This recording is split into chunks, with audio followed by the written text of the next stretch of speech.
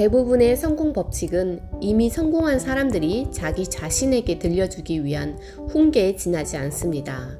그래서 그것은 성공한 사람들에게는 대단한 의미가 있습니다.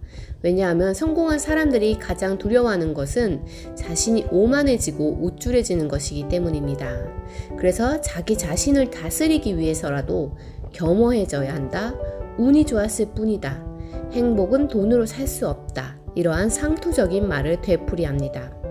하지만 아직 성공하지 못했고 돈이 없을 때에는 사정이 다릅니다. 돈으로 행복을 살 수 없다라는 말을 들으면 솔직히 마음에 와닿지 않습니다. 더 절실한 관심사가 있기 때문입니다. 어떻게 내 집을 마련하지? 어떻게 가족에게 생활비를 보장해 줄 수 있지? 아이들을 제대로 교육시키고 싶은데 교육비는 어떻게 마련하지?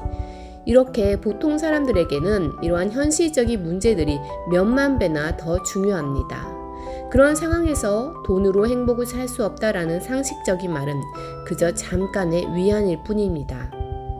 더구나 당장에 돈벌이가 필요한 상황인데 돈이 전부가 아니다라는 말을 들으면 어떻겠습니까? 상식적인 성공 법칙이 오히려 부정적으로 작용할 수 있습니다. 돈을 버는데 회의를 느낀다면 그 결과는 치명적이기 때문입니다. 돈을 벌리기 시작하자마자 스스로 제동을 걸어버리는 것입니다.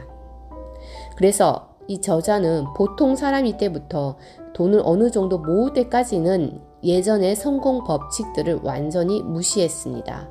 그저 돈을 버는 데에만 온전히 집중하면서 날마다 통장을 펼쳐보았습니다.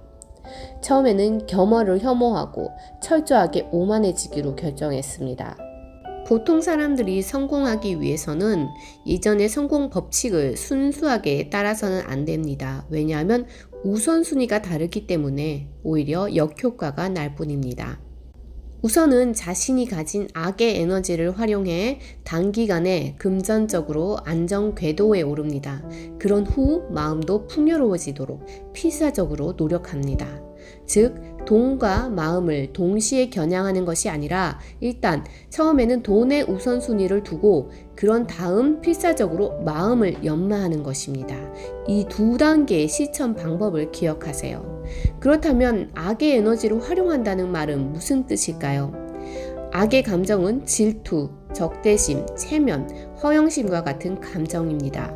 이러한 부정적인 감정을 담아서는 안 된다고 배웠지만 사실 악의 감정은 높은 에너지를 가지고 있습니다. 금전적인 성공에 이르는 여정에서 이러한 부정적인 감정이 갖는 에너지를 활용하는 사람들이 많습니다. 사실 활용하지 않는 사람이 거의 없을 것입니다. 질투와 분노는 매우 강력한 에너지입니다. 예를 들어 나는 꼭 페라리를 타고 싶다. 아니면 나는 꼭 멋진 집에서 살고 싶다. 이러한 욕구는 누구에게나 있을 수 있습니다. 이러한 감정은 인간의 본성이기 때문에 부정한다 해도 소용없습니다. 성공하고 싶다면 인정하세요. 그리고 그 에너지를 망설이지 말고 활용하세요. 여러분에게 악의 화신이 되라는 것이 절대 아닙니다.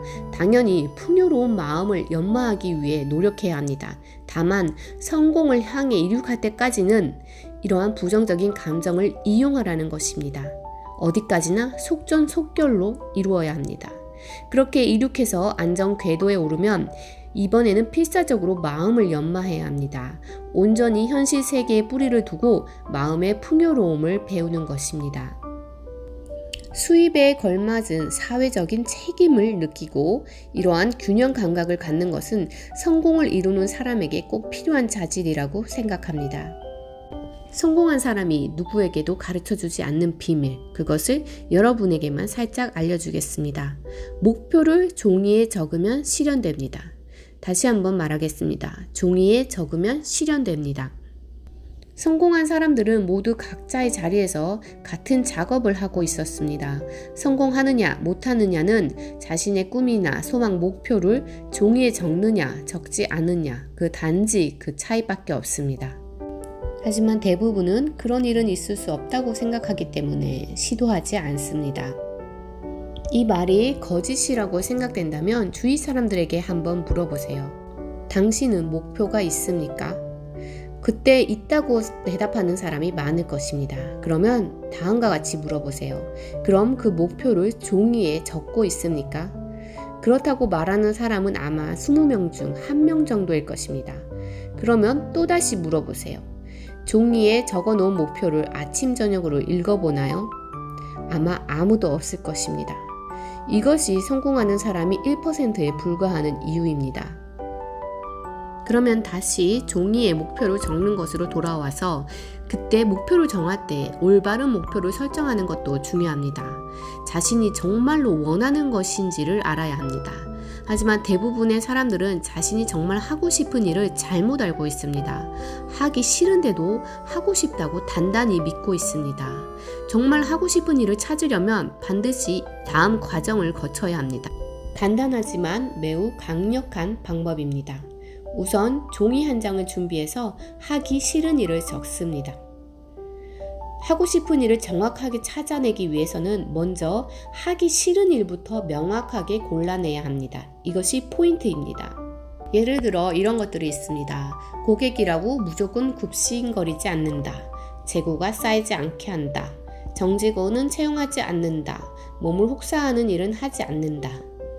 이런 식으로 가능한지 불가능한지는 따지지 말고 어쨌든 하기 싫은 일을 모조리 적습니다. 하기 싫은 일을 정확히 골라내는 과정을 통해 내가 진짜 하고 싶은 일을 찾을 수 있기 때문입니다. 이 방법은 여러분의 잠재된 소망을 이끌어낼 수 있습니다.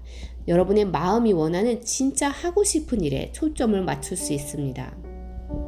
하기 싫은 일을 정확히 골라낸 후 하고 싶은 일을 적어보세요. 그러면 작용과 반작용의 법칙이 일어나서 자기가 선택한 하기 싫은 일은 100% 안 하게 되고 자신이 선택한 하고 싶은 일은 120%가 아니라 200%의 노력으로 하게 됩니다.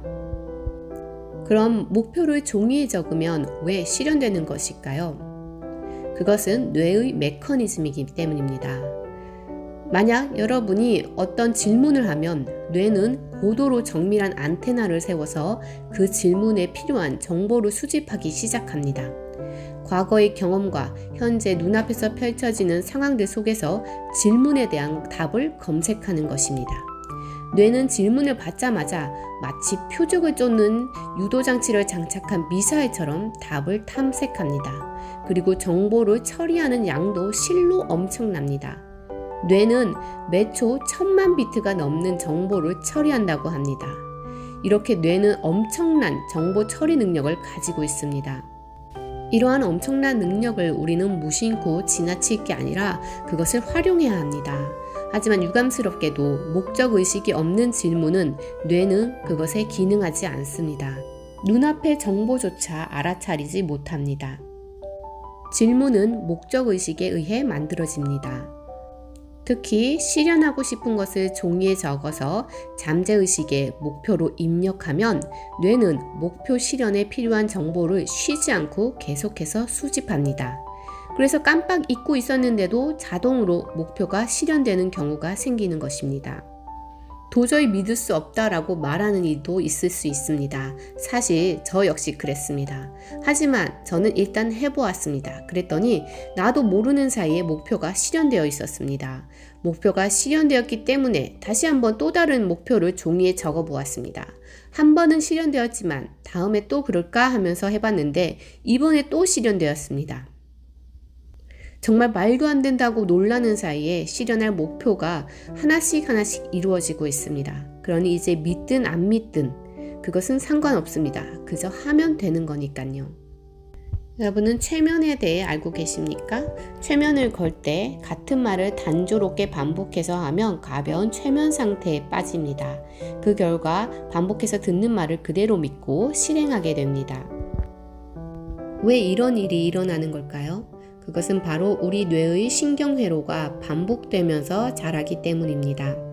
그러니 우리는 우리가 계속 반복해서 하는 말, 자기 자신에게 하는 말, 또는 다른 사람이 동조하는 말을 들으면 그대로 현실을 구축합니다. 예를 들어 동료 중에 불황이라는 말을 자주 사용하는 사람이 있다면 그 불황이라는 단어가 기억 경로에 급속히 굵어집니다. 그러면서 어느 순간 불황은 자신에게도 현실이 되어버리는 것입니다. 그렇다면 내가 원하는 대로 컨트롤을 하기 위해서는 어떻게 하는 것이 좋을까요? 나에게 도움이 되는 말을 반복해서 듣고 또 말하기만 하면 됩니다. 즉, 자기 자신에게 최면을 거는 것입니다. 앞에서 말씀드린 종이에다가 목표를 적은 것이 있는데 그것을 현재의식이 개입하기 전에, 즉 잠에서 일어난 후 그리고 잠들기 직전 편안한 마음으로 읽어봅니다. 이것만 하면 됩니다. 잠재의식에 프로그래밍하는 이 방법은 이미 몇 세기 전부터 사용해온 것입니다. 성공한 사람들 사이에서는 너무나 당연하다고 여기는 방법입니다. 연수입이 2억이 넘는 사람들은 거의 대부분 이렇게 잠재의식을 의도적으로 활용하고 있습니다. 대놓고 말하지 않을 뿐입니다. 그리고 이러한 경향은 연봉이 높아질수록 점점 더 많아집니다. 종이에 적은 목표를 읽고 좀 더 쉽게 잠재의식에 프로그래밍 할 수 있는 2가지 힌트를 더 드리겠습니다. 첫 번째는 목표를 설정할 때 현재형을 사용하는 것입니다. 나는 무엇을 한다. 나는 무엇이 된다. 나는 무엇을 할 수 있다. 이런 표현을 사용해서 문장을 현재형으로 적는 것입니다. 최면을 걸 때 나는 잠이 온다 라고 주문을 외우는 것처럼 나는 무엇이 된다와 같은 현재형 표현 형식은 뇌에 입력하는 명령 언어입니다. 두 번째 힌트는 목표를 읽으면서 기분 좋게 웃으면 훨씬 효과적입니다. 실제로 기분 좋게 웃으면 시야가 넓어집니다. 그러면 우리의 우뇌는 활성화되어 잠재의식의 명령 언어를 입력하기가 더 수월해집니다. 기분 좋게 웃으면서 상상하는 것을 시각화라고도 합니다. 이렇게 아침 저녁으로 종이에 적은 목표를 읽으면서 기분 좋게 웃는 것입니다. 하루 10분이면 충분합니다. 이렇게 쉬운데 성공하는 사람이 더 많이 나와야 하는 것이 아닌가. 우리는 지금까지 성공하는 것은 너무 어려운 일이라고 생각해 왔습니다. 아니, 성공하는 것은 어려운 일이라고 주입받아 왔습니다. 그도 그럴 것이 성공하는 사람이 많아지면 경쟁자 또한 많아지기 마련입니다. 그래서 성공은 어려운 일이라고 생각하도록 놔두는 편이 낫기 때문입니다. 우리는 지금까지 이러한 체면에 걸려 있었습니다. 성공은 한정된 몇몇 사람만 이룰 수 있다는 체면 말입니다. 그래서 아무도 해보지 않았습니다. 종이에 목표를 적어놓고 가끔 읽어보는 이러한 간단한 방법을 해볼 생각조차 하지 못한 것입니다. 가장 중요한 포인트는 종이에 적은 목표를 읽는 습관을 갖는 것입니다. 바로 이 습관이 보통 사람과 성공한 사람의 큰 차이를 만듭니다. 사실 이 습관을 가지고 있느냐 없느냐가 연수입을 10배로 늘리느냐 없느냐를 결정하는 가장 중요한 열쇠가 됩니다.